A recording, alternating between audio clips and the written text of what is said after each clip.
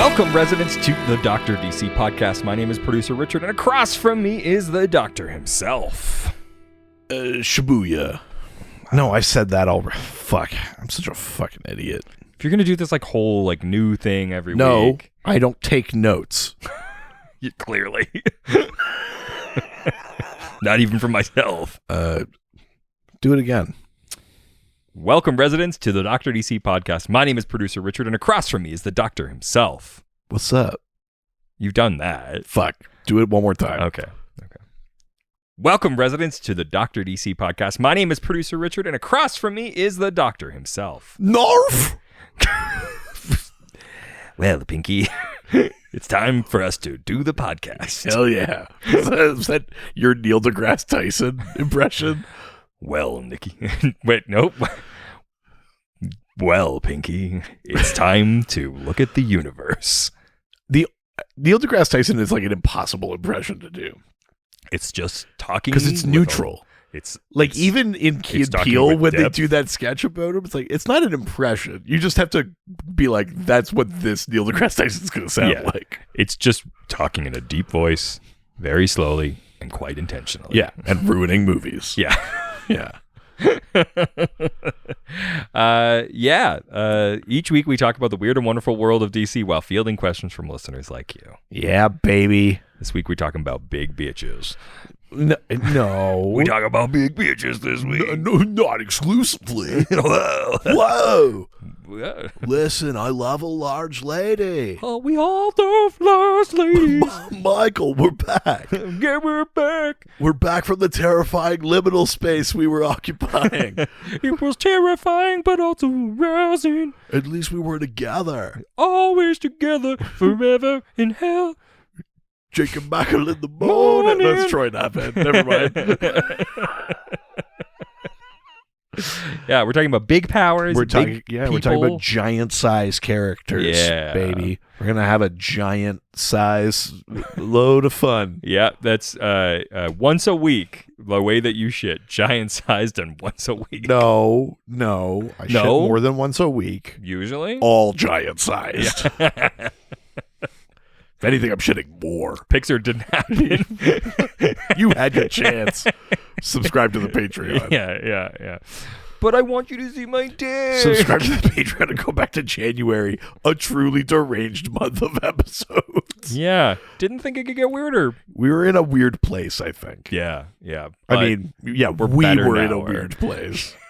This relationship was in a weird place. I mean... Yep. It wasn't not. Yeah, no, you're absolutely right. Now we're stronger than ever.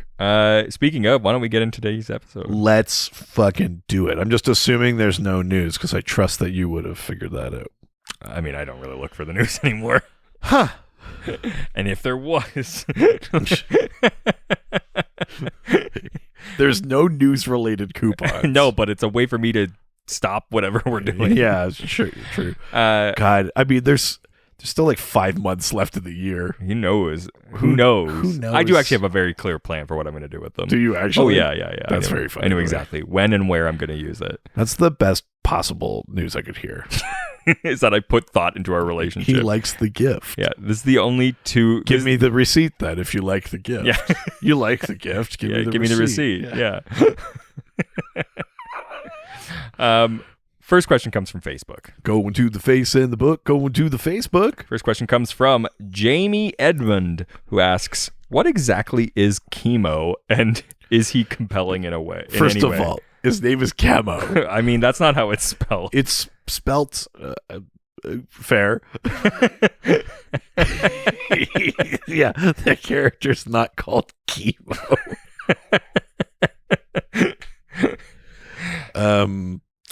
Yeah, I mean, listen, chemo is necessary, but he's a bummer. Yeah. Not everybody makes it through a battle with chemo. No, he's draining. Yeah.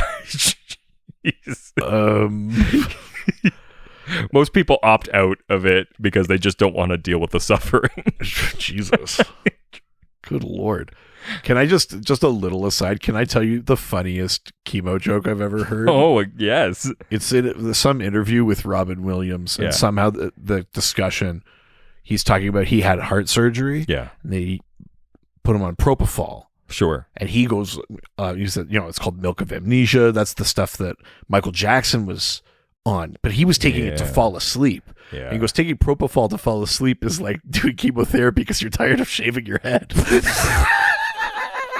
Jesus. I mean, that is an incredible joke, but good Lord. It's so good. At any rate, Chemo, yeah, who you've probably seen in comics, he's this sort of giant, vaguely humanoid shaped container, essentially, filled with green, like, toxic goo. Oh, is this from Teen Titans? They did Teen Titans Go. Was that Chemo? The big green. No, they've have they done Chemo? Wasn't that the big, or was that purple? They've done Plasmus, who's purple, I think, on that one. Okay. But Chemo, you might have seen him in a comic here or there. Sure. He's actually like basically a Metal Men villain. Didn't we see the toy for him? We saw a Chemo toy. Oh, we both wanted it. I wanted it so bad, but I couldn't justify the cool. price tag. But yes, that is the one. Yes. Yeah. So he's like a big container with like kind of metal boots and hands. Yes. And like kind of goggles. It's kind of like that X-Men character who's got the bones inside and like, because he has that sort of just vague kind of blobby shape. Yeah, I love that. But he's filled with like toxic chemicals. Sure, yeah. He's a Metal Men villain. I can't remember. The initial thing was that he was made of a special material. Some scientist made Sure, him, yeah. but then was like dumping all sorts of different chemicals in, and the mix of chemicals kind of animated him and turned him into basically this like marauding monster. And Chemo can like spew chemicals and shit like that. Sure. He's usually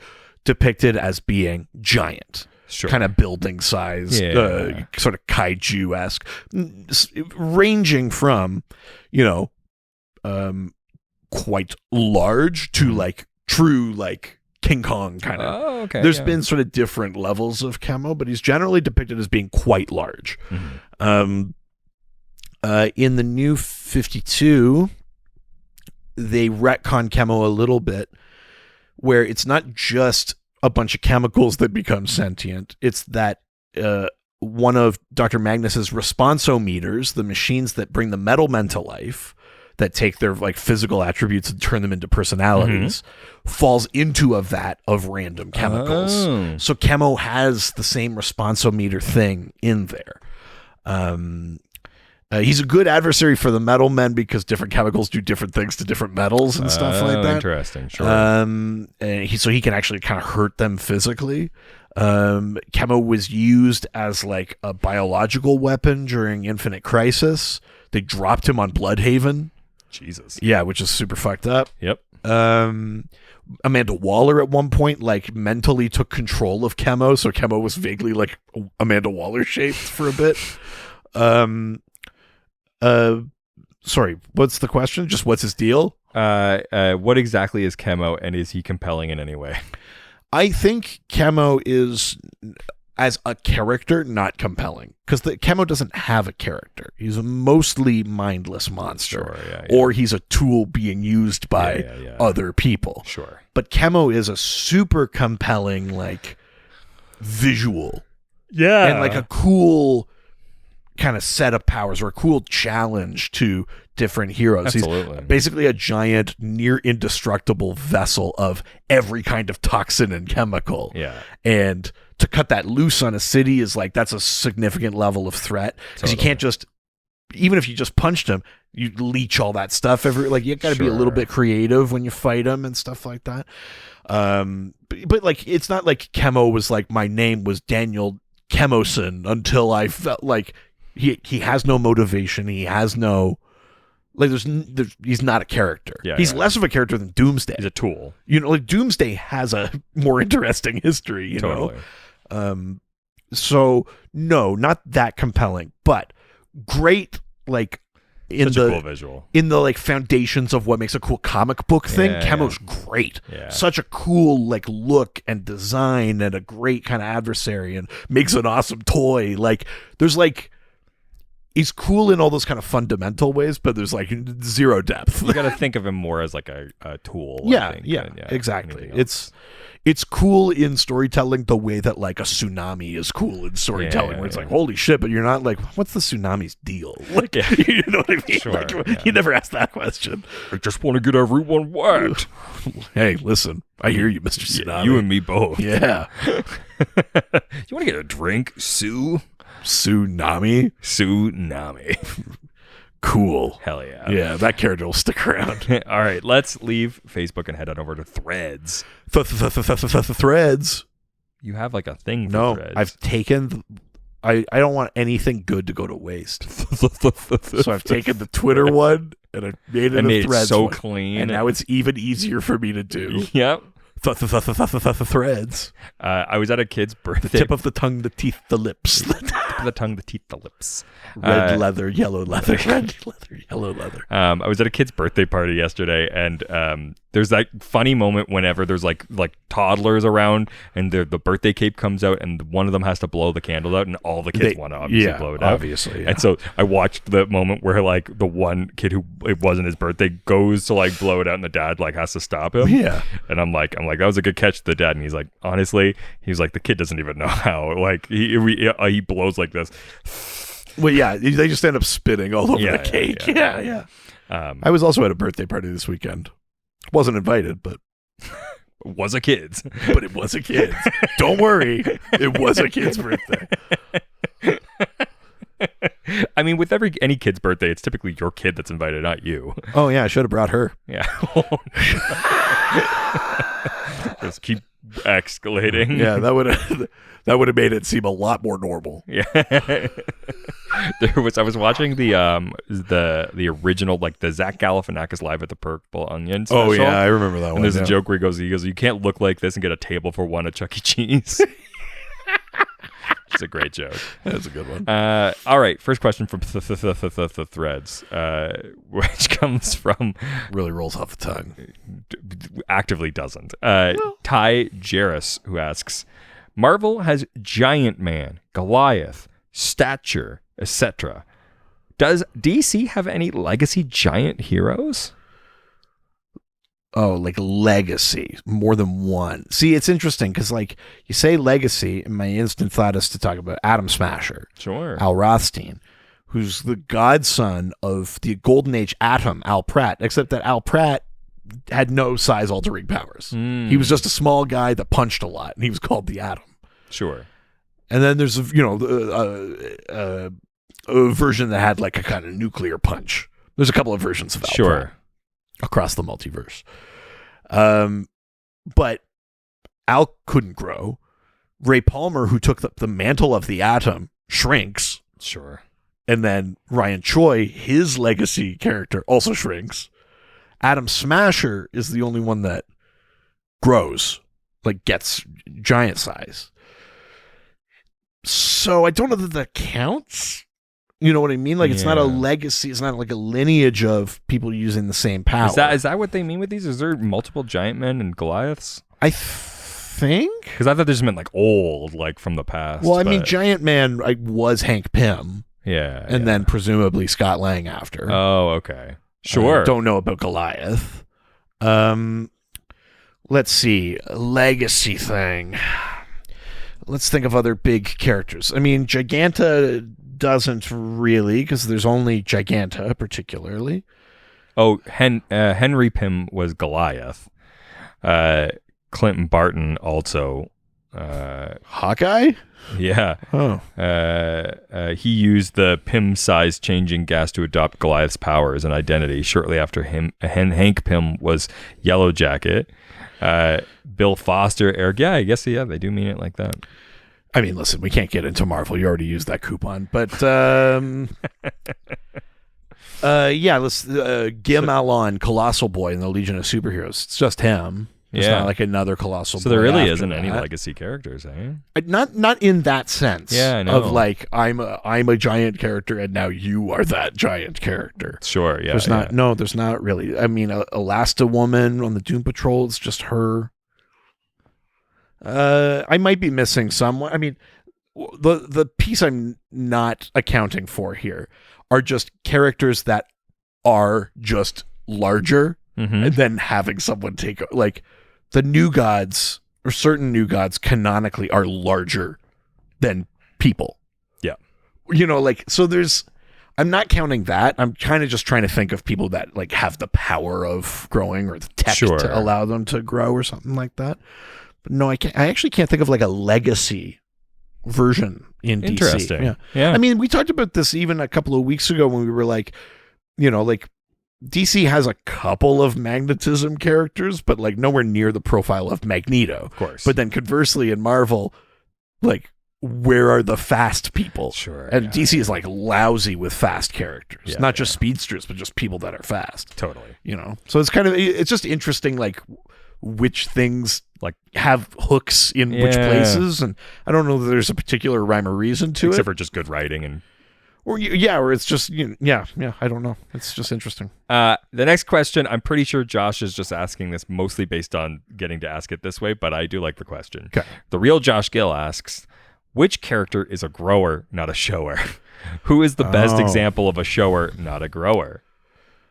Yeah, fair. So characters who, lots of characters are growers, not showers, meaning that they start at regular size and get bigger. Normal size. All those ones that I talked about, you know, I mean, Giganta starts at above average size, but can grow even more.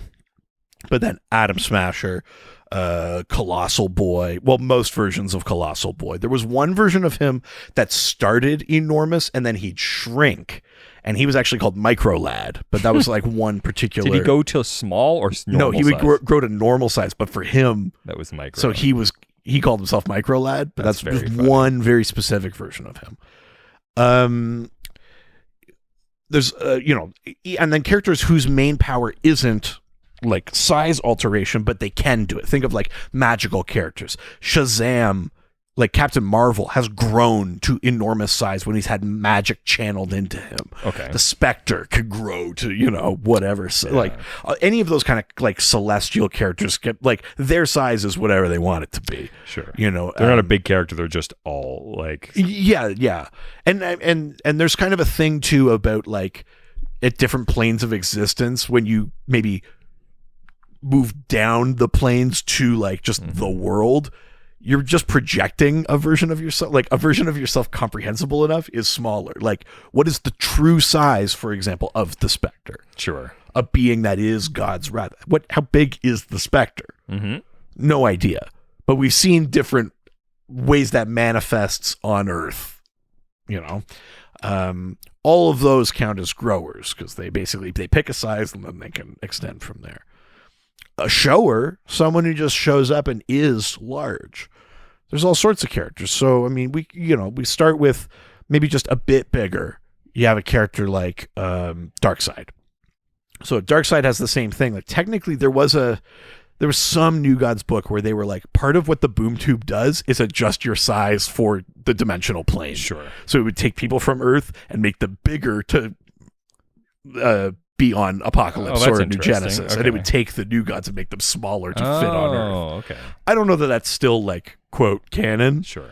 But that was a thing for a bit. But Darkseid, even when he shows up on Earth, Darkseid is like 2 to 3 times taller than a regular person. Mm-hmm. Darkseid is massive. Mm-hmm. The Anti-Monitor. Every time we see the Anti-Monitor, he's enormous, you know? Relic, to pick a character from the New 52. Relic was this being from a previous universe that was trying to wipe out all the Lantern Corps because they were, quote, like, using all the light. They were spending it all.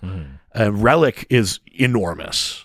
A very kind of large character. Like, he could hold a lantern in his hand kind of thing.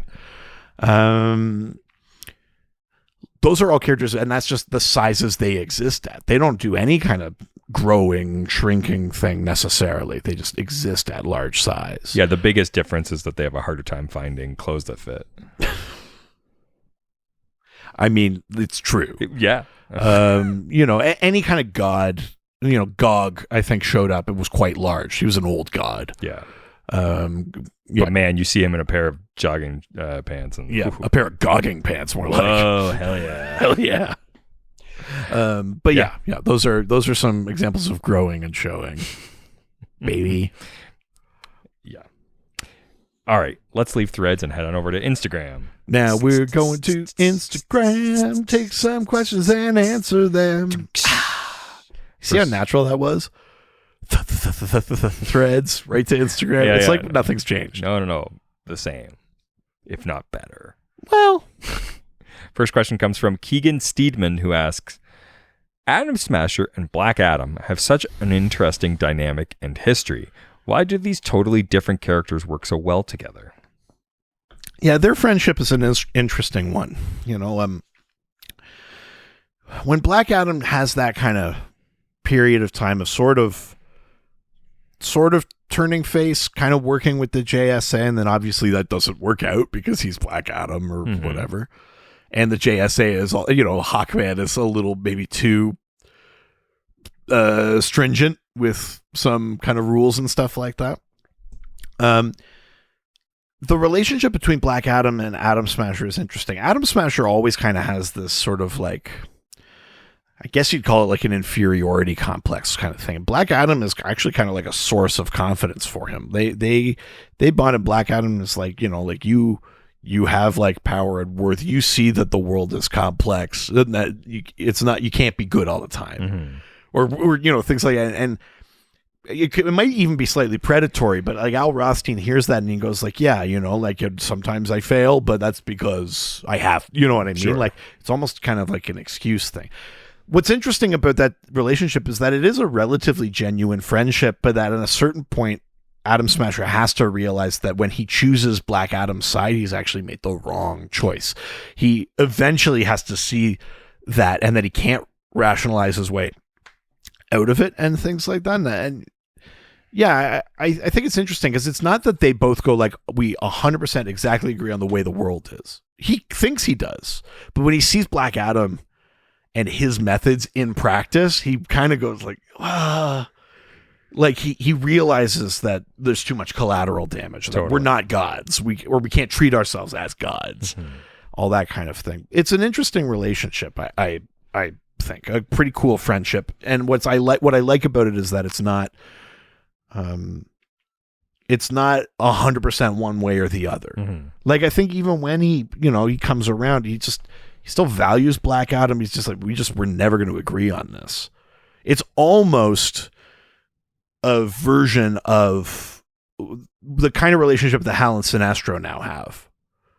Oh, sure. Okay. Yeah. Sometimes adversaries, sometimes aligned. They respect each other. They know that there's fundamental things where they're going to be at odds. Yeah. I think there's some similarities in the kind of modern Hal Sinestro relationship and the Black Adam Atom Smasher relationship, which are pretty cool. I think there's also just having any character that in any way can physically stand up to Black Adam, even just in the short term. That's a kind of instant gain of respect from Black Adam. He's like, you have true power. That's the only thing he respects, right? So that's the opening window for that friendship to even form is like Atom Smasher at his size and with his like kind of nuclear based sort of energy and stuff like that. I think Black Adam is like, you know what you could be with this, right? Like you could be a god, like, like I think he sees. It's just that like power respects power thing, which I think is kind of fun, which is why that relationship doesn't form between Black Adam and Ted Grant or Black Adam and insert other. Like you could make the same story with a bunch of other characters and have them kind of question what side they're on. But really, like the in is A, the power scale thing, and B, Al's already got a kind of inferiority thing. And so having any kind of positive relationship with a being as powerful and as confident and as sure they're right as Black Adam, that's an interesting window for storytelling. Yeah, absolutely. Yeah. Next question from Copy 801, who asks, how about the most gigantic one of all, Mogo? Yeah, I mean, what's bigger than a planet? Nothing. 2 planets. Oh my God! Never mind. Shit. Shit. $1 billion. I mean, Mogo is huge. Yeah. He's a planet. He's a sentient planet. Not necessarily the largest sentient thing, though. Oh. You know, I mean, Mogo is a planet, but the Omega Titans, well, they're a planet-y kind of size. But there's also like Solaris, the artificial sun. And I think Solaris is probably... It's sentient? Yeah, it is. It's probably bigger than Mogo. Oh, interesting. It's not as big as every sun, you know, but by being a sun of any kind, it's probably bigger than Mogo. Sure. You know, Mogo is a rock planet, so there's a limit on how big Mogo can be. Sure. I think just physically, you know. So I would imagine that something like Solaris is larger than Mogo. What else would be a good... interesting. Is Warworld? Warworld's not sentient. Oh, okay. Mageddon. Mageddon was large, but maybe not. Probably not the size of Mogo. Mageddon was maybe more like kind of asteroid sort of size, that sort of thing. There's lots of pretty big kind of space creatures and things like that. But yeah, I mean, Mogo is definitely among the largest of the sentient ones for sure. Yeah. Yeah. What's its deal? Oh, sorry. Right. Mogo. In addition to being a sentient planet, he's a Green Lantern. Oh, that's right. He's a very important member of the Corps. Because he's a planet, very difficult to take down. Absolutely. Very powerful will. Totally. For a while, I'm not sure if this is still the case, Mogo was in charge of directing the rings to find new lanterns. So when a lantern would fall in combat or something like that, it used to just kind of be assumed it was an automatic process, but it was actually Mogo like sending the rings out. So when Mogo was briefly incapacitated, then there was no replacement lanterns being found, which was a problem. Yeah, Mogo has temporarily been the home base for the Green Lantern Corps on the frequent occasion that Oa has exploded. Sure. It's happened a few times, and Mogo ends up being a sort of base of operations for them. Mogo had a big fight with Ranks, the Sentient City, during the Sinestro Corps War. But yeah, Mogo is a Green Lantern, a planet Green Lantern, which is pretty cool. That's right. He's got the big, like, you just see this big band with the logo in that is just like on his surface or whatever. Oh, wow. But the ring, I think, like, it rests like in the ground or like on a tree branch or something. Oh, it's like, really? It's not like it's that like, is not the there's ring. something like on the planet that the ring is on, like That's a crazy. finger, you know what I Yeah, mean, which yeah. is kind of fun. I like that. But Mogo doesn't have a face or anything. He's not like a he's not like he's not cartoony. He's just a planet that can, like, I think he communes telepathically, but he can speak. I mean, the ring. Can he communicate without the ring? Maybe not. The ring might be the key to that. That he's communicating through the Owen technology, so the lanterns can understand him. And that. Okay. But yeah, Weird. yeah, pretty cool. All right. Next question from Apollo Yamura, who asks, since Ray Palmer has the metagene required to shrink and being one of the few biological life forms to successfully change their genetic structure with the biobelt that harnesses the white dwarf star, morals aside, could he theoretically go rogue and shrink the Justice League and explode them? I'm not sure if he has tested it on other organisms, but I know that he has shined ultraviolet light through a lens of the white dwarf star in an attempt to shrink objects and exploded them due to unstable molecules. And when shrinking / growing, I feel like this could be applied to organisms as well. Batman comes at him and bam, mini explosion. Yeah, big question. Yeah. So Ray Palmer, the Atom, the Silver Age Atom. Sure. He has a belt that has a piece of white dwarf star material in it. Mm-hmm. and there's a lens and a sort of like ray mechanism in this biobelt that takes that and helps him shrink. It basically the in the 50s logic of it, it's a white dwarf is very dense with matter, so it should theoretically be able to do the same to him. Basically, like eliminate space between things in that kind of Pym particle sort of way. The space between. So Ray Palmer has this shrinking tech. Now, the thing that he's talking about is that there's a kind of later retcon where it suggests that Ray Palmer actually is a metahuman, and that his metagene is activated, and that's what allows him to survive shrinking. Oh, sure. That's not a process just anyone or anything can handle. This is a sort of retcon thing that they've done to a bunch of characters. They retconned that Ralph Dibny was a metahuman. So it wasn't just that he's one of few people not allergic to Gingold. Sure. It was that he's also a metahuman. The Gingold activates his metagene, and so he can stretch as elongated man. They did that to a bunch of these characters to kind of make it a little bit more like this is why it works for them kind of thing. And so that was the thing with Ray Palmer. They've definitely shown at some point him trying to shrink other things or trying to perfect that technology, and shit explodes. It makes them like molecularly unstable. Mm-hmm. However, we've also shown many, many, many times in many, many, many comics, Ray shrinking other people or other things and bringing them with him, which means that even if he's a metahuman and maybe that allows him to survive a less refined version of his tech, he's perfected the tech. Yeah. The whole Justice League has gone to the microverse and stuff like that. Like, you could do it. And you could do it safely. Sure, there's a story reason. It's either that they're wearing his suit or they're in his ship or things like specific things that are like, quote, made to handle the stresses of it or whatever. But no, it's certainly not. It's not as volatile a technology or power as that question might lead you to believe. Could he use? But the question is, could he use it as a weaponize it? He absolutely could. But the question is he that sort of person? Sure. He's a scientist. He's a professor. He's a good guy. He was chosen by the Indigo Lanterns to be. He was deputized as a compassion lantern.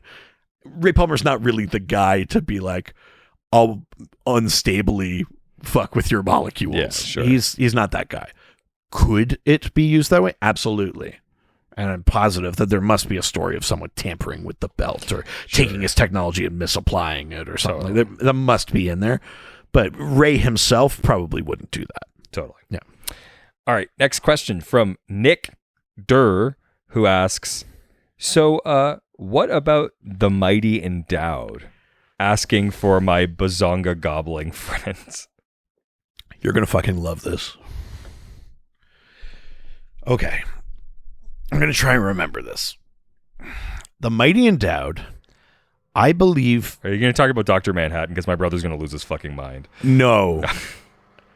The Mighty Endowed is a New Gods adjacent character. Wait, that's an actual character? Hang on. I can't remember if she is actually a New God or if she gets affected by like New God tech, like a mother box or some shit like that. I don't remember. But she gets the power of enormous boobs that hypnotize. What? What? Giant hypnotic jugs. Oh my God. I mean, you just had to make giant jugs. They were hypnotic enough. Is undoubtedly a 90s, 2000s thing. Good Lord. But the Mighty Endowed is it has something to do with the New Gods. I'm very fuzzy on it. And I'm pretty sure that, she's got hypno knockers. Yeah. Wow. Yeah. The Mighty Endowed. That's hilarious. Isn't that amazing? That's ridiculous. So, I mean, listen. The thing that's giant about her, it's like that mom who threw her bra on stage at the Drake concert. 36L? No, it's G. Let's not get crazy here. It's 36G. I think it was L. It was definitely G. I've seen this story a lot. I've been following it with bated breath.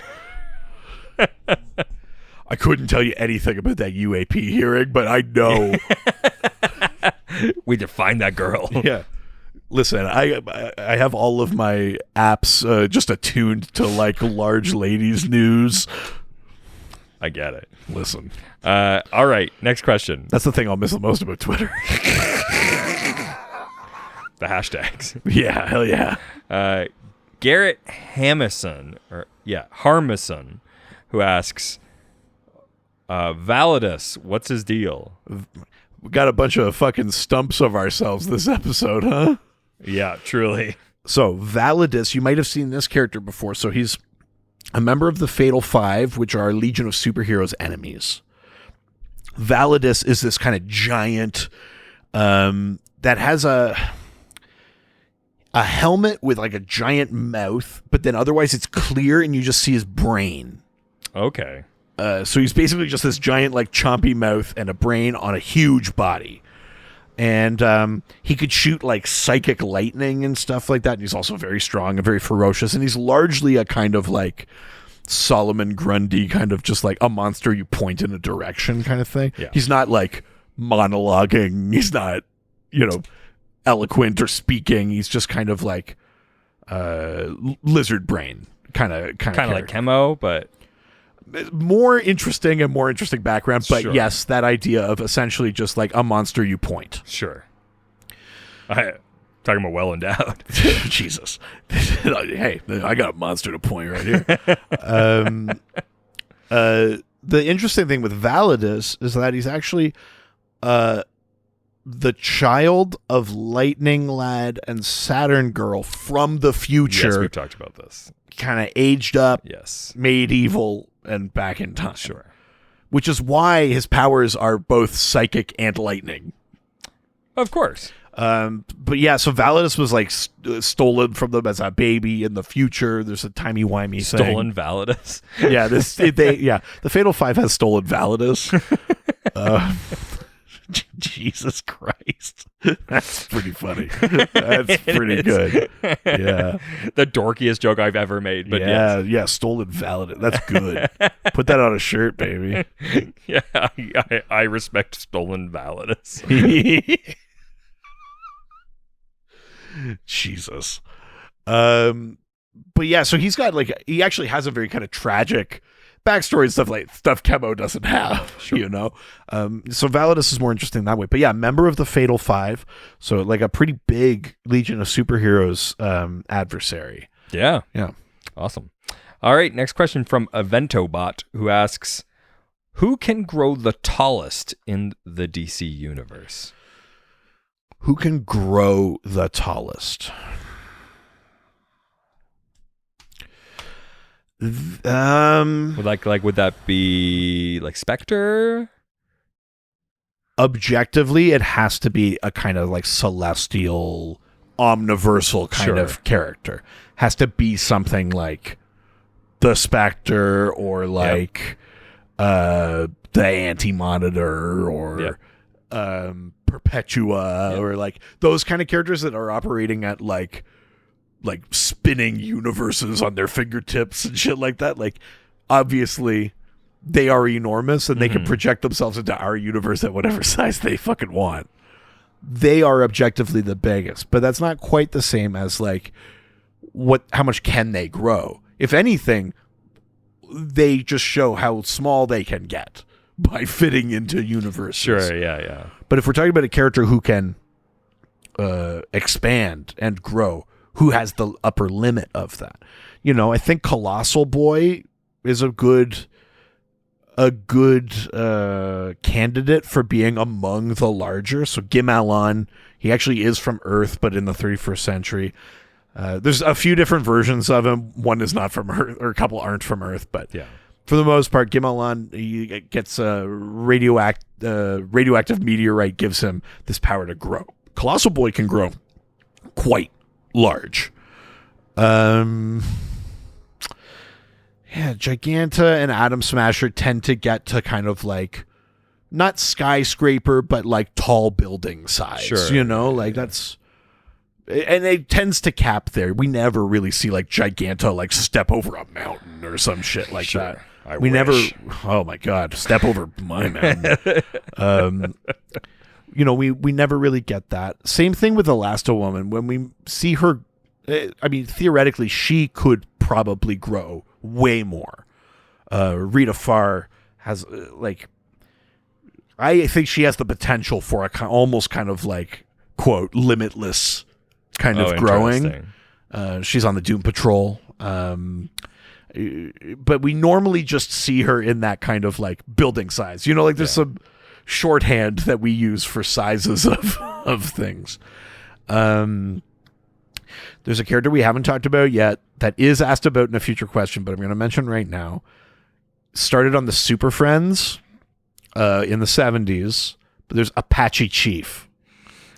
Okay. Apache Chief would say the word. I mean, listen, everything I'm about to say is pretty racist. Yeah.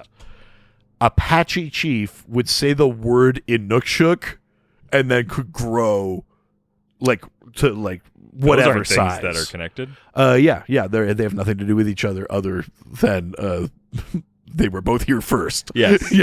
Indigenous. Yeah. So that's a potential one too. In the JLU, the better version of Apache Chief is Long Shadow, who's in the JLU cartoon, and also the Justice League cartoon, and also in Young Justice. Mm-hmm. Long Shadow is in there, and that's a relatively interesting one. I think I'm going to give it to Colossal Boy probably, but I do think Rita Farr, Elasti-Woman, probably has the potential to grow larger than anyone else. There's just no proof of it, yeah. Or there is, and I'm forgetting it. Sure. It might have happened that she grew planet size in one issue of Doom Patrol or some shit, but I'm just not remembering. Sure. But I think it's not a crazy thing to say she's probably like the secret winner of that. Totally. All right. Let's leave Instagram and head on over to Reddit, where everyone's nice and no one's ever mean. First question comes from Nameless Nerd Talk, who asks, how many characters have went by the name The Atom? And how do people not get confused between The Atom, Atom Smasher? It seems like the two characters would have beef given their names. Listen, it's more than just that. There's The Atom, Al Pratt, the original Atom. Yeah. There's Atom Smasher, who also went by Nuklon for a bit. But okay. Atom Smasher. There's Ray Palmer, the Silver Age Atom. There's Ryan Choi, the Atom, who operates at the same time as Ray Palmer, the Atom, in the way that Wally and Barry are both the Flash. Sure. There's also Captain Atom. That's right. Nathaniel Atom, who is a totally separate character. There's also Mr. Atom, a giant robot who's an enemy of Captain Marvel. Wow. There's also there's quite a number. Yes. Of these. I don't think there is an answer of how people don't get confused, other than it's all context clues. Very seldom is it not obvious what atom you're talking about. Yeah. In general, they will call Al Pratt like Al, or that if they don't go like the Golden Age Atom. You know what I mean? Or you're in the middle of reading a Justice Society book and they say the Atom, and you go, they probably mean him. And then 2 panels later, they'll be like, oh yeah, Al. And you go, okay, well, that's who they're talking about. Yeah. Where it gets even more complicated slightly is that the Atom is Al Pratt. Atom Smasher is Al Rothstein. So now there's 2 characters with Atom in their name, and their first names are both Al. Good Lord.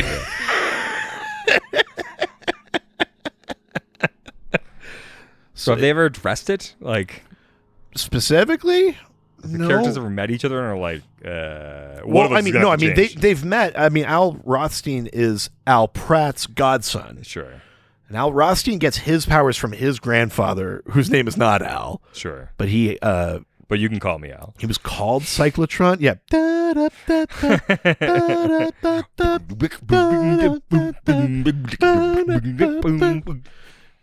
Man walked down the street, said, are you the Golden Age Atom? No, I'm the Silver Age Atom. Oh, shit, there's too many atoms here now. Oh, my God. Add it to the list. Yeah, baby. I've got a killer Paul Simon impression. Fuck yeah. I love a white guy bringing African beats to his songs.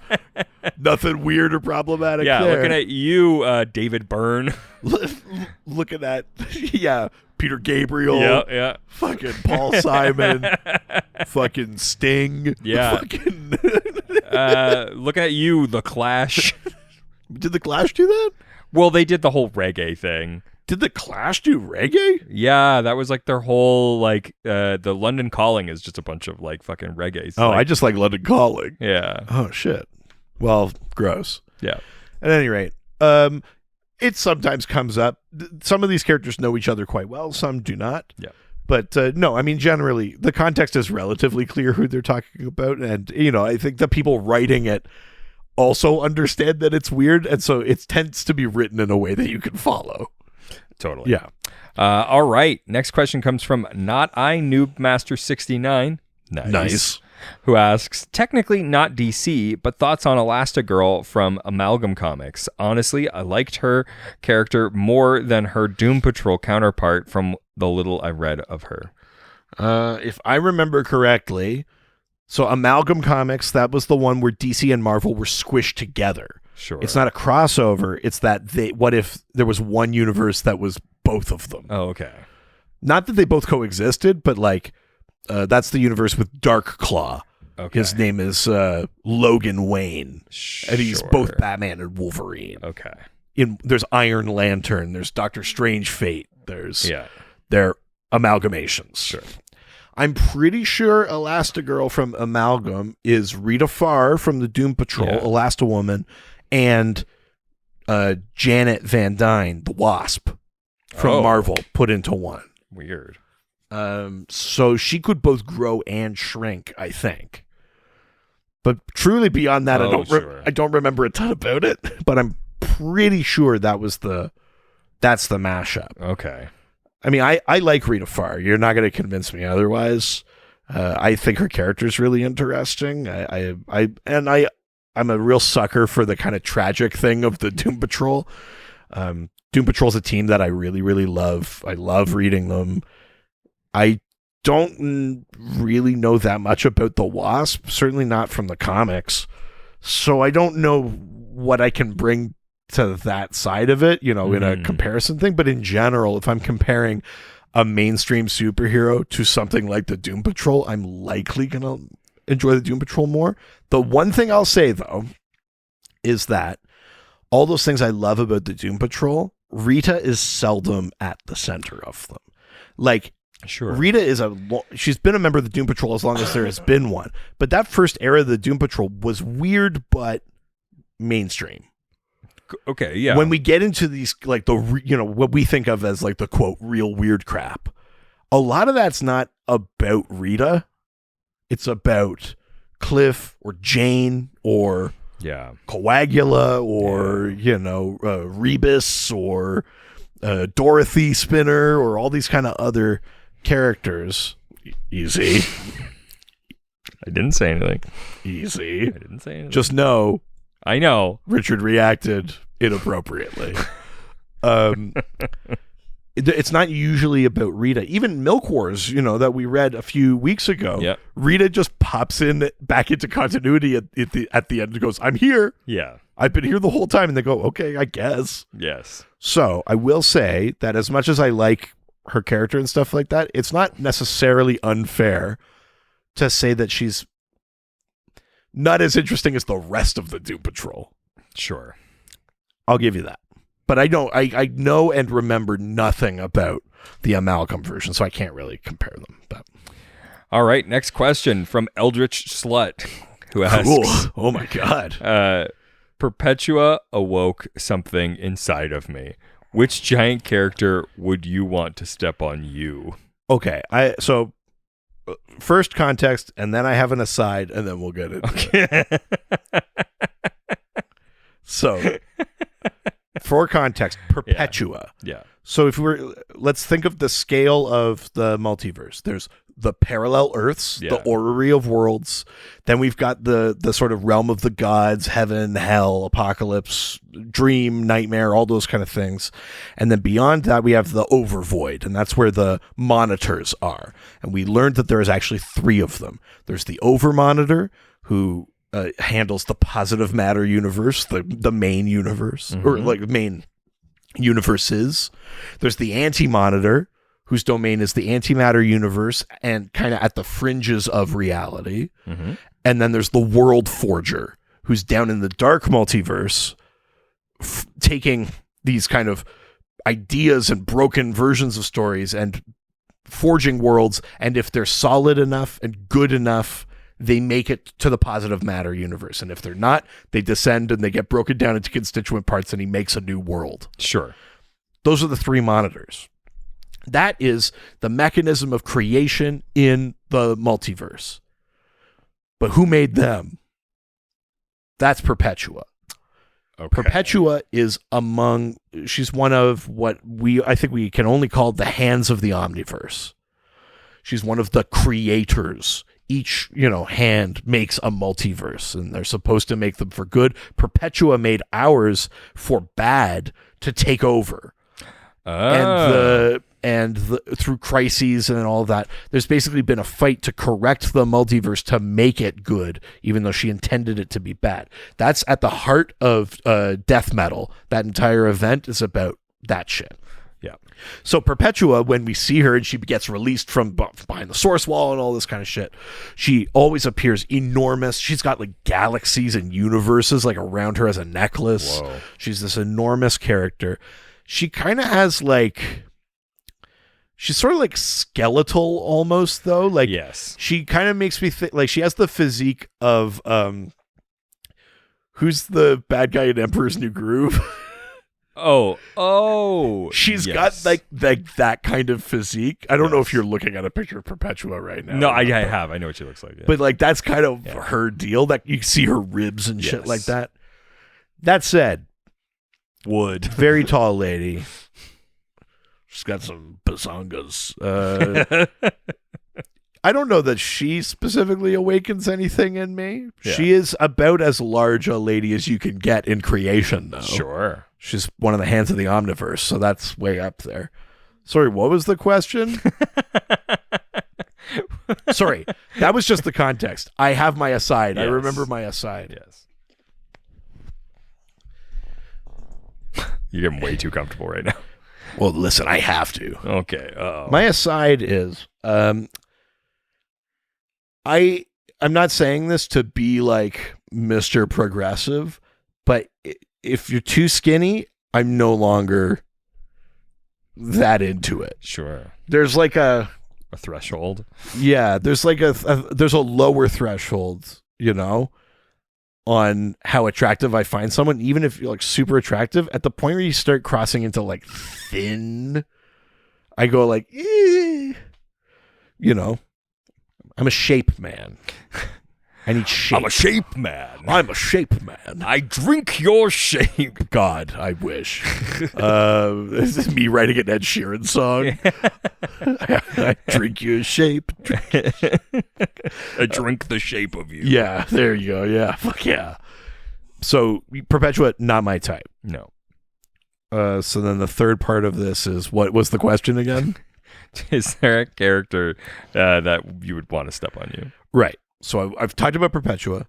I said why I'm not into her. Yeah. Who would I want to step on me? I mean, I know that. Jesus. I mean, God, the list is so fucking long. Yeah. Big Barda. Big Barda's way up there. And also, boy, do I have a fishnets weakness. Black Canary, Zatanna. I'm fucking there. Yeah, we're not really talking about tall characters anymore, but yeah. Sorry, right. Yeah.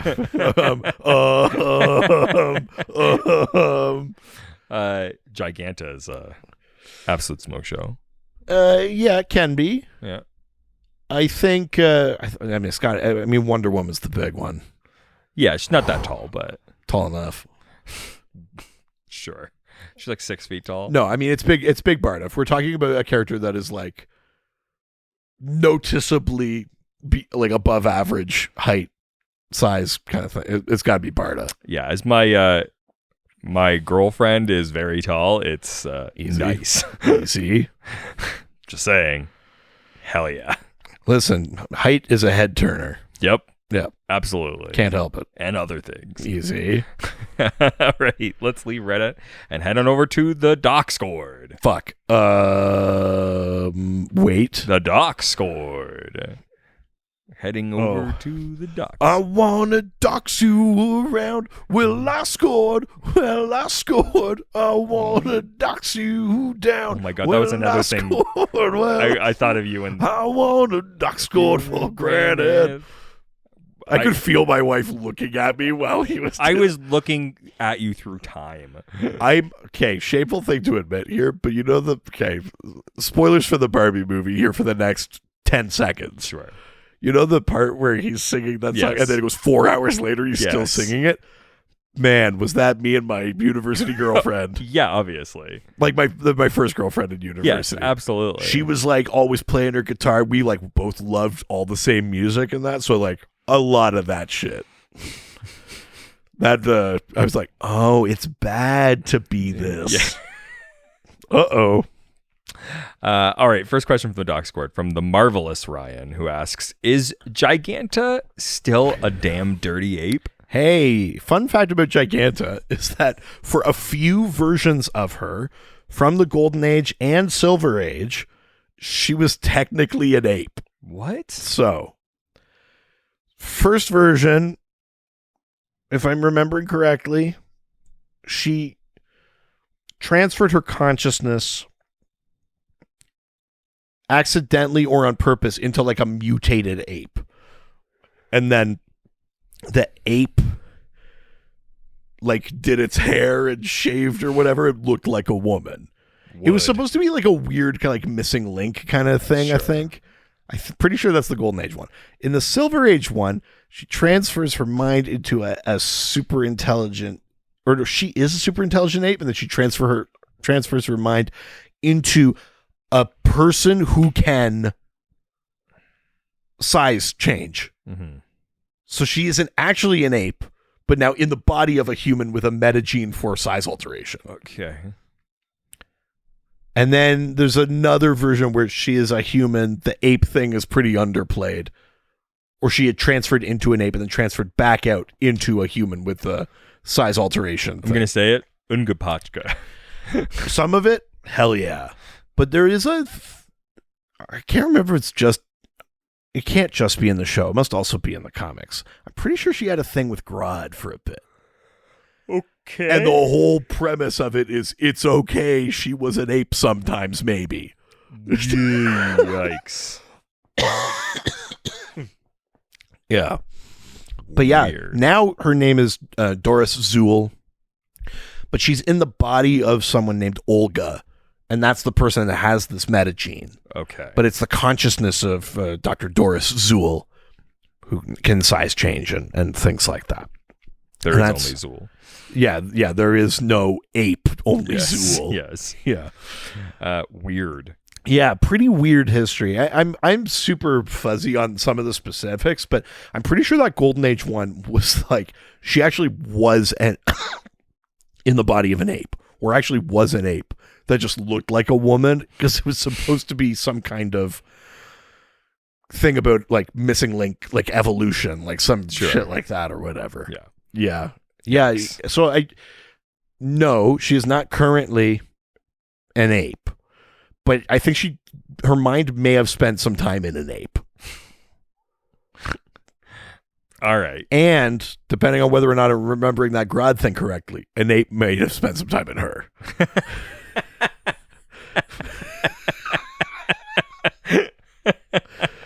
So worth it. Yeah, nice. Yeah. Hell yeah. Fuck yeah. All right, next question from Q Continuum Consort, who asks, besides Microlad and his brother, have they ever shown Gim Allen's homeworld? So Gim Allen is Colossal Boy. Okay. From the Legion of Superheroes. Yeah. So there are a few versions of Gim Allen because there's a few versions of the Legion, and every time they reboot it, they try to retool some things. And Gim Allen is one of the ones who's had some changes. The first version of him, the main kind of original version, he's from Earth. He's human. He just gets radioactive meteorite power. Okay. And then he can grow really big. But he's actually a human. Like, the other members of the Legion come from different planets where their powers are normal. Yeah. And then that's what they're bringing to the Legion. But Gim-Alan is a human who gets power. He's like an actual superhuman Oh, wow. in the 31st century. He's a metahuman. So we've obviously seen Earth. So that's one planet down. One version of him was from like Mars or a moon of Saturn or like somewhere else in the solar system, which no matter what it was, we've seen a version of Mars. We've seen a version of Titan. We've seen those kind of places. So that's version number 2. Version number 3, the one where he's called Micro Lad, is okay. In that one, he is an alien. He's not human. The one where he's elsewhere in the solar system, I think he's still human, but just lives somewhere else. This one, he's not human. He's from a different race that are giant, and he can shrink to our size, and so that's why he calls himself Micro Lad. Sure. That planet, I'm not sure how much we actually see that one. We maybe only see it in the context of like recruiting him for the Legion. I don't think we spend a ton of time there. God, there's so many fucking reboots. Gim-Alan, what's his current status? I'm willing to bet he's human again, just based on how most of this kind of stuff has been going in the comics. I'm pretty sure he's being back to human again. So yeah, there's only kind of 3 versions. We've seen Earth, we've seen Mars or Saturn or whatever that shit is. It's only that 3rd version where he's from like a race of giants, where maybe we've only seen that planet a little bit, like in recruiting him or in learning his backstory or something like that. And we haven't really like had an adventure in like Giant World or whatever it's called. Yeah. Could be fun. Yeah. All right, next question from Drago the Black Rose, who asks, was Apache Chief a real character in some Golden Age comic, or was he just a Justice friend? I don't think he was ever in a Golden Age comic. He was created for that Hanna-Barbera, like, Justice Super Friends show. Sure. So that show, you end up with, there's El Dorado, who's like why don't you a Central American character. There's Samurai. Woof. There's Black Vulcan, who's essentially Black Lightning, but they couldn't use Black Lightning for reasons I don't remember. And Apache Chief. Yeah. Now, in Justice League, the cartoon, they reintroduced these characters as their own super team that like Waller has put together. They're like genetically engineered. It's versions of those characters. Yeah. Samurai, El Dorado, Black Vulcan, Apache Chief, who's called Long Shadow in that one, and the Wonder Twins. Talking about those bazonkas.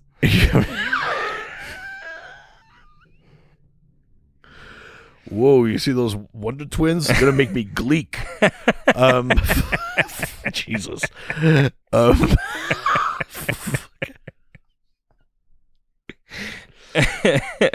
So what he could do, like I said, he said like a Nook Shook, and then he could grow to any size. Yikes.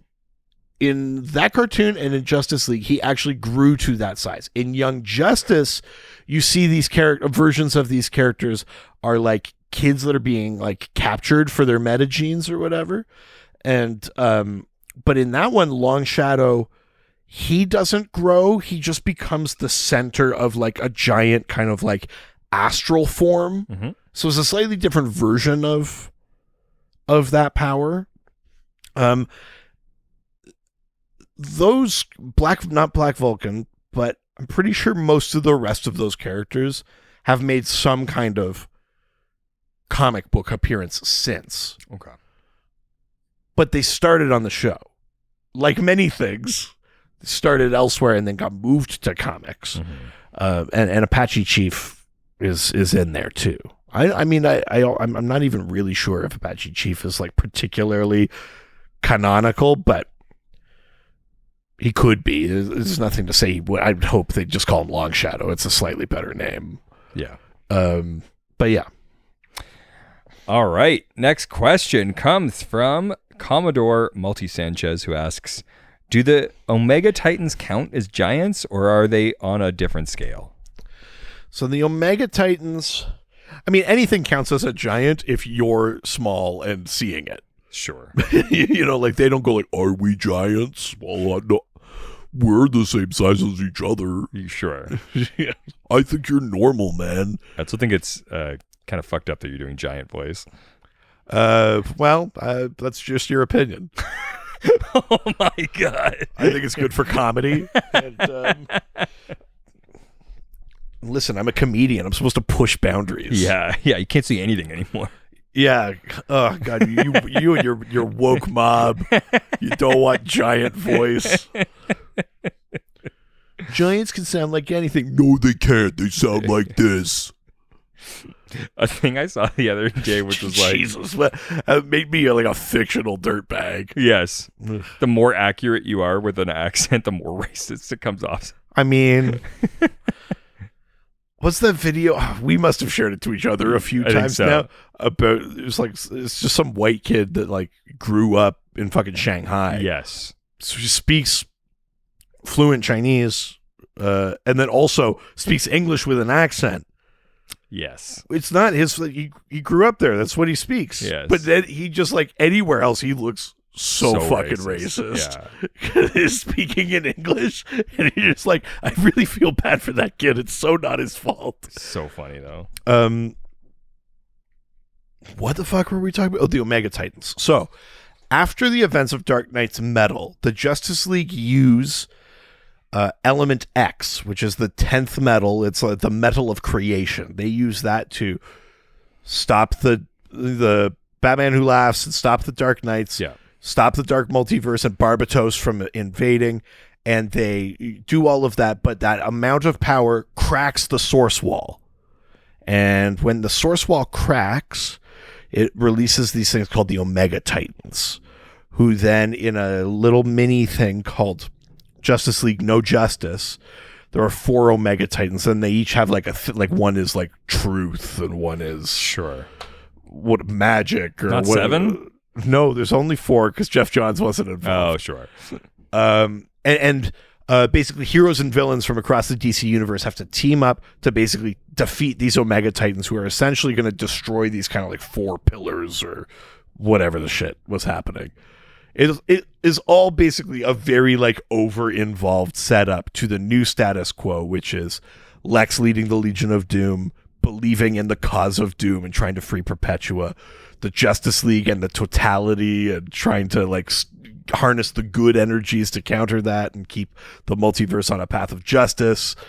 It's a very like long extended setup, but these Omega Titans are kind of big. Like they essentially look like Marvel's like the Celestials look in the fucking MCU. These kind of giant things with vague designs and staves. Yes. And, like, they kind of just like look like giant sort of golem kind of things. But yeah, they're enormous. They're like planet size giants, essentially, roaming the cosmos, kind of like a Galactus sort of thing. I believe in truths. Oh, no. Gollum. Oh, I see. I said golem. Potato, tomato. Jesus. How dare you? The truths. I mean, it's cool that you could do that. Yeah. I wish I could do that fucking voice. No. It actually kind of pisses me off, actually. I'm sort of mad about it. This upsets us. You would call me a fat one. Potatoes. Nasty fat oven. Nasty fat podcasters. Oh, I'm trying, man. It's pretty good. That's what I'm here for, baby. The voices. Yeah, what's a good impression I can do? Gong. Fight the earth. Next question. Scooby-Doo. No. Ruby. First Mage, who asks, the Quintessence are often drawn as giants. Does that represent something real about them, or is it artistic license? So the Quintessence is a group of kind of like heavenly kind of celestial characters. Angel of Harlem. Is that what you were doing? Yeah. Yeah, nice. Fuck yeah. Listen, there are 3 good U2 albums. War, Joshua Tree, and Achtung Baby. Okay. So, if just in case you were wondering. Yeah. At any rate. I can't remember what podcast it was on. It might have been on Goods from the Woods when they were just doing that like those Y2K episodes, but someone said something that resonated so strong with me where they were like, U2 is like one of the worst bands I'll go to bat for, because they had 3 like when they were good, they were the best. So fucking good, and then they fell off so fucking hard, but it's like you kind of can't discount the when they were good. They were like such a huge band. At any rate. What was the question? I love when you get so far off because of something that you're passionate about. Do I have ADHD? Quintessence are often drawn as giants. The Quintessence. So it's Phantom Stranger, Ganthet, one of the guardians of the universe, Hera, like the Olympian goddess, Highfather of New Genesis, Marmarigan, the wizard, Shazam. Like Mad Mardigan? No, Marmarigan. Okay. What's Mad Mardigan? Mad Mardigan? It's a famous character. It's fine. Oh, okay. Just move on. But that's the Quintessence. Yeah. They're sort of like a group of these like very powerful cosmic kind of beings. And he's right. When they're drawn, they're often drawn as being, you know, the height of the sky, that kind of thing. But again, that partly is because a number of those characters are magical. Ganthet isn't, but most of those characters are magical. And partly there is this thing about like how you project or manifest like dimensionally. So like on Earth, you might look one way, but when you're speaking from the sphere of the gods or from some higher plane of existence, you look larger. We see this in all sorts of media and representations. Like, to give a Marvel example, in that What If cartoon series, when just a character is talking to the Watcher, they talk like this, like us. They're the same size. But when the Watcher is peering in at their universe, he's enormous in the fucking sky. Same principle, basically, which is that, like, you know, some of these characters are just, they're bigger than our universe. Sure. They shrink down to project themselves into it. Or if you're something like Ganthet and you originate from it, you actually expand out to the higher plane of existence. Sure. Sometimes we explain it explicitly, like that thing with the boom tube, like actually adjusting your size to go between New Genesis and Earth. Yeah. And sometimes it's just implied. You know, you just become a bigger kind of being or whatever. But he's right. The Quintessence is often depicted that way, to the point where sometimes the Quintessence is depicted that way and the Spectre is depicted small, like our size. Yeah, I've seen that. You know, and that's kind of interesting too, because this, you know how we think of the Spectre. So it's done not really in a literal sense. It's done like artistically to convey the cosmic level on which that group operates, right? Totally. That's the idea. Next question from lovely Miss Long, who asks, why is Giganta big? I see her a lot, but never why she's big. Right. So again, earlier versions of Giganta, she was just big because she was like a larger... She was a big bitch. Like, specimen. Sure.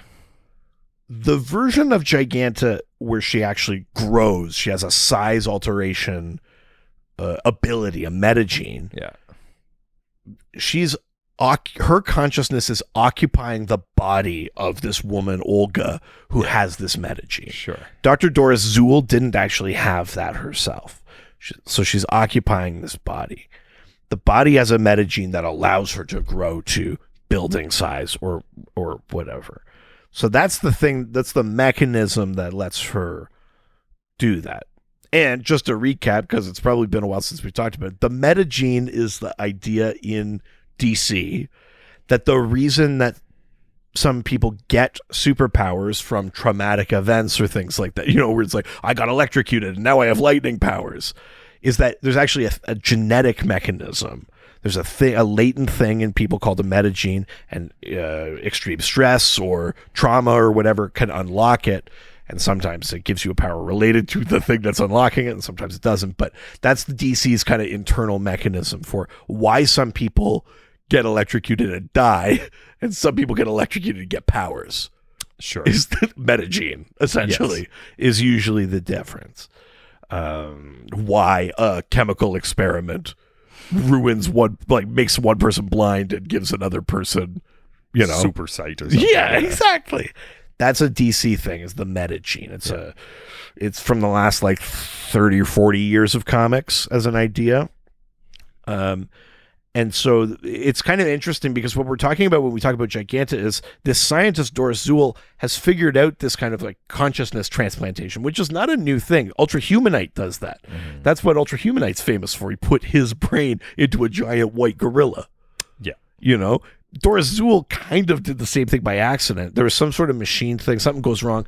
Her consciousness ends up in the body of a gorilla for a bit, and then just transplanted onto this Olga woman. And then in her body, she gains access to that metagene that allows her to grow to giant size. Damn. Yeah. All right. Time for the last question. Hit me. From Zach. Also known as Mullet Overlord. Do you feel a little underwhelmed? A thing from another podcast. We learned Mullet's name on Ghostfacers. And the name was Zach.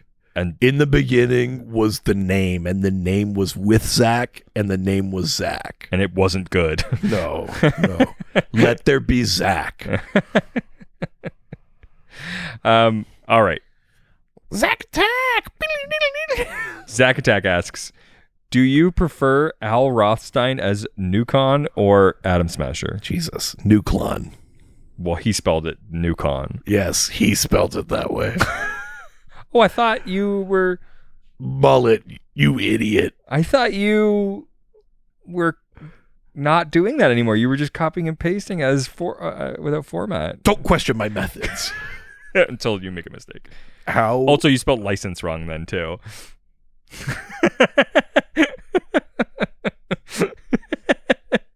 I wasn't going to say anything because I was trying to not be mean. I'm kind of like a Lois Lane figure. I'm a great writer, but pretty sloppy. Yeah. Okay.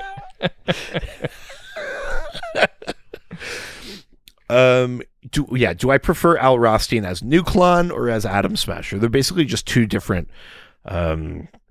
superhero identities he's had over the years. Nuklon, I don't love that costume, the red and black with the kind of weird mohawk shit. Sure. I'm not a huge fan of that.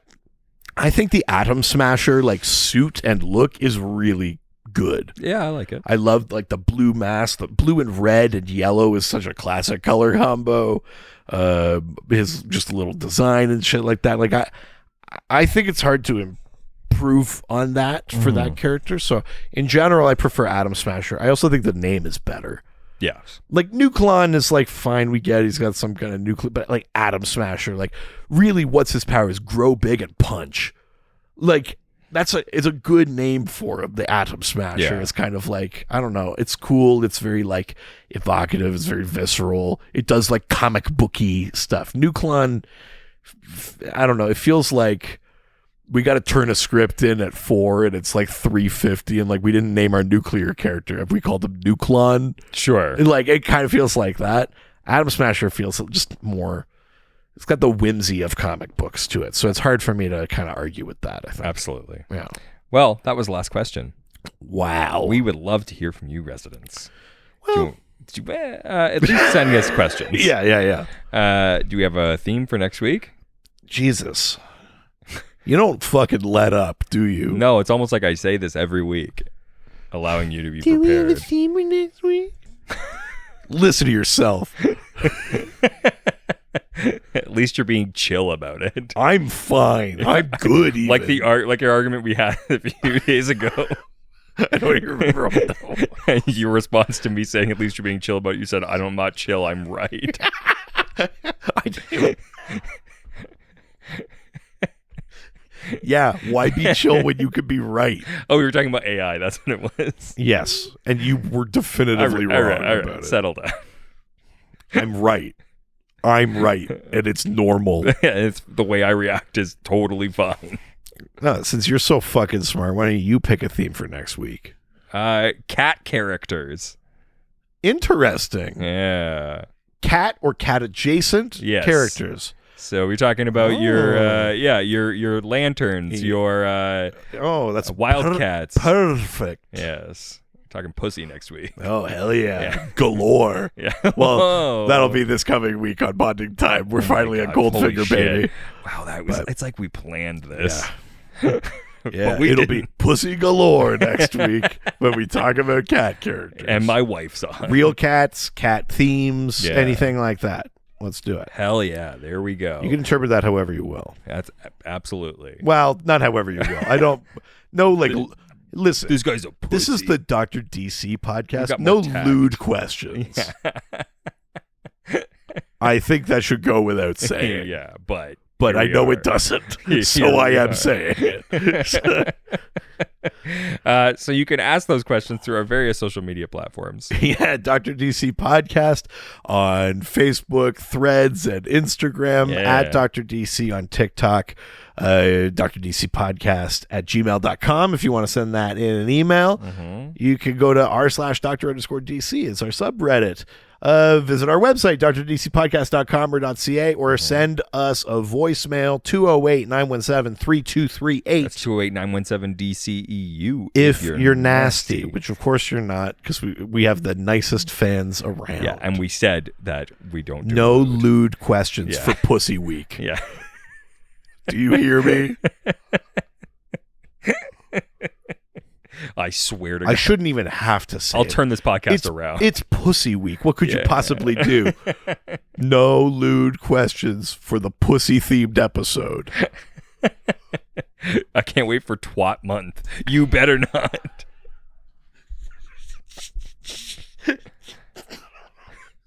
Twat. Twattober. Oh, God damn it. Jesus You got Christ. it. Motherfucker. Yeah. Pussvember. It's got It's got to be a little clunky. yeah. I like it. Christ. This was a mistake. I shouldn't have let you Dash pick. timber. Gashmas. Yeah. Slit jewelry. That is so fucking vile. Lady. Jesus. Yeah, we both watched the Barbie movie and took the wrong lessons from it, baby. Yeah, patriarchy rules. Yeah, the Ken really made it sound pretty good. Yeah, I'm so glad I'm here alone in my Mojo Dojo. Oh, everyone go Awesome. fucking see Barbie. Jesus. All right. Well, if you want even more content from us, you can subscribe to our Patreon. Patreon.com/DrDC. There's a $1, $5, $7 level. They all give you access to the Docscord, our awesome Discord fan community. At the higher levels, you get weekly bonus episodes and additional rewatch series and theme polls and all sorts of fun stuff. Right now, at the Golden Age level, we're coming up this week. We'll release episode 3 of Bonding Time, the series where my wife and I are rewatching. Experiment bondage. Yeah, Bondage Time. Yeah. It's where we watch a James Bond movie while she whips me. Yeah. No, Hell yeah. we're just rewatching James Bond movies and talking about it. The whipping is off mic. Yeah. But you are tied up the whole time. Yeah, I mean, listen, you just get to imagine how we're recording now. Yeah. You got into that weird, artful time. Up until thing. 2 seconds before I start speaking, and only for another 2 seconds after I stop speaking, is my mouth free of the ball gag. Hell yeah. Come over here, Squid Cash. Squid Cash. Also, if you want even more podcast fun, we've got a whole other podcast. Ghostfacers is a Supernatural rewatch. We're going through every single episode of the CW's Supernatural. We are most of the way through season 7. We're about near the end now. And we talk about real world monster lore, behind the scenes stuff about the show. It's a really great time. And if you enjoy either of those podcasts, this current one, our Patreon stuff, Ghostfacers, and you're in the Toronto area at the end of August 24th to 27th, come see us at Fan Expo Toronto. We'll be at the Canadian Podcast Awards booth. We'll give you an update when we have our actual precise schedule. We might be doing some other kind of fun stuff there, but at the very least, come say hi. And I'll sign your bazongas. Hypnotic. Yeah, only if you're Stump. Yeah. That's the only. I've only made that promise to Stump. I haven't. Easy. Ciao, ciao. Adios. All the superheroes, they always fight for what is right. Live with danger and adventure, they are men of might. This was a Brain Freeze podcast.